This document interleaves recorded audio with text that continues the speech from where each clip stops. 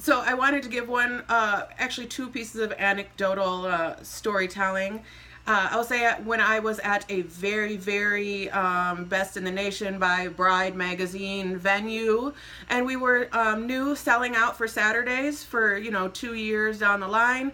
We had a very popular gay male guy who was a client. He came in, his fiance called in and asked about dates. He wanted to get married on a Saturday, and there just weren't any Saturdays available. It was great for us. It was great for the business. I mean, to say that you're booked up is an amazing thing.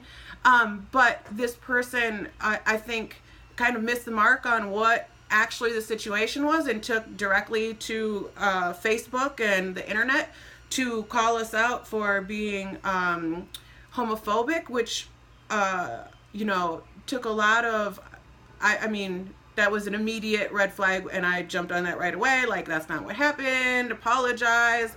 Can we get you a Friday? Can we get you a Sunday? What can we do? He had already found some place that he liked better. So that was one case where, it was just business.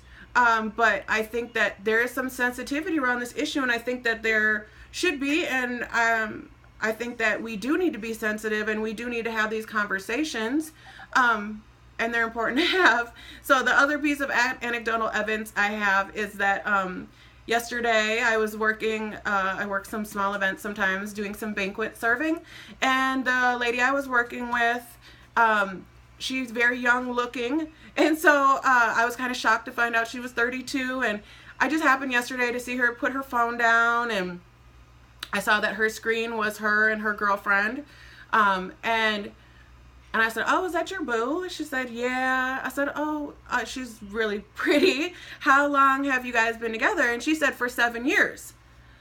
And I was shocked. Like, I've been with my husband for 8 years. We've been married for 6.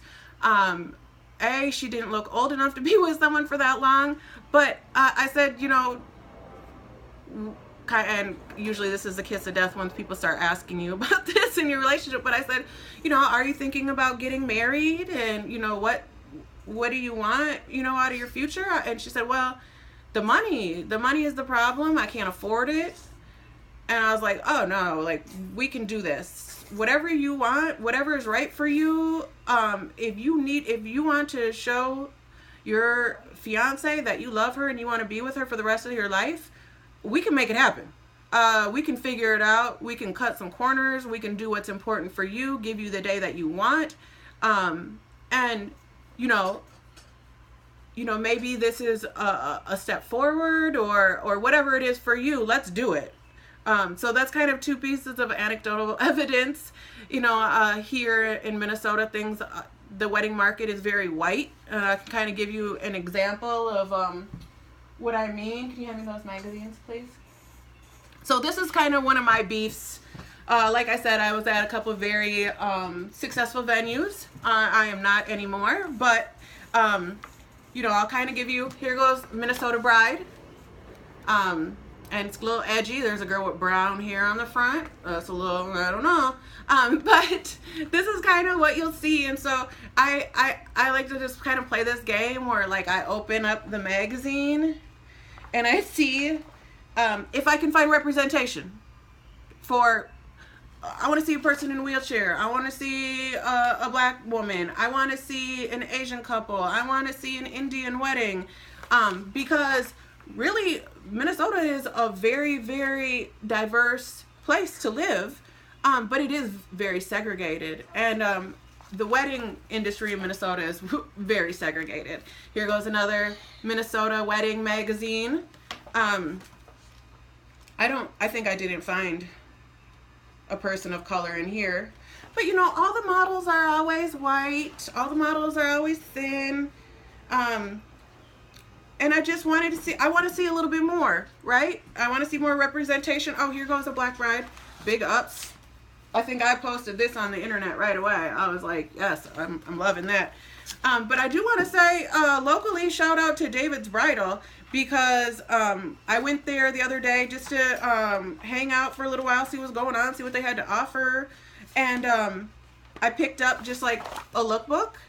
and it was full of representing people of color, and I love it. Look, I mean, I'm a little bit on the bigger side, so if you can throw a bigger girl in there, she's probably normal size, honestly. But if you can throw a bigger girl in there, that's always good for me, just so I know. I want to know, I'm a 16. Do you have that? That's what I want to know. So, I think that's all. I did want to say,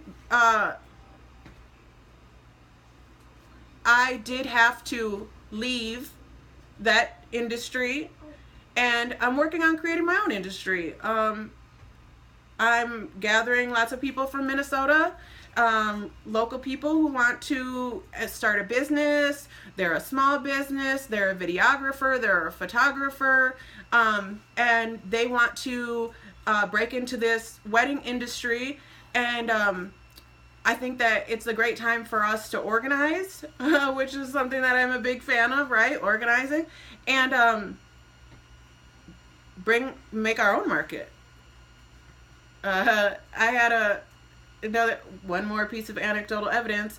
A bride, she was African American. She was from Minnesota, I believe. She was marrying a Nigerian man. She worked for a very big firm and had some business relationships with Nigeria. She was having 500 people for her wedding. 250 of them were flying in from Africa.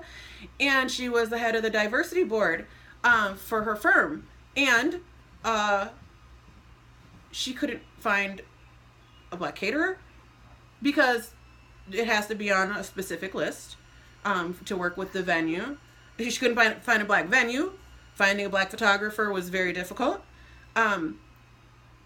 And we're breaking through, right? We're breaking through to that world. So, let's create our own. But, we can still work outside, and let's work on creating something great. And I want to see everybody.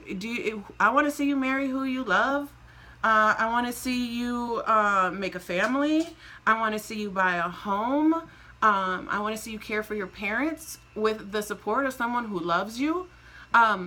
Life has a lot of finality, right? Like, you can't do things over. So if there's a person you love and you want to get married to them, but you think that you need to have $50,000, $100,000, $250,000, I've seen those weddings. Those people are no more in love. Their marriage is no more valid than my wedding, which was, I told a bunch of friends and family to come to the park at a certain time, and in 15 minutes we got married. It's probably illegal, but I'm definitely willing to go to jail, park board, for my beautiful wedding, or pay the fine. I'd rather pay the fine.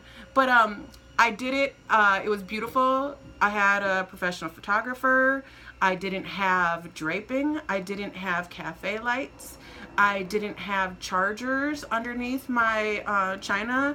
I didn't have a lot of things, but we had a great dinner, and we had some great cheesecakes, which were amazing. And it was real. It was me. It was my husband. It was simple, and it was fun. And that was really represented us as a couple. And I think that's important. Like, quit trying to keep up with the Joneses, right?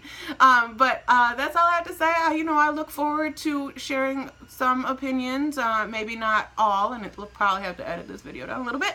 But, I think these videos are a great way for people to share their ideas.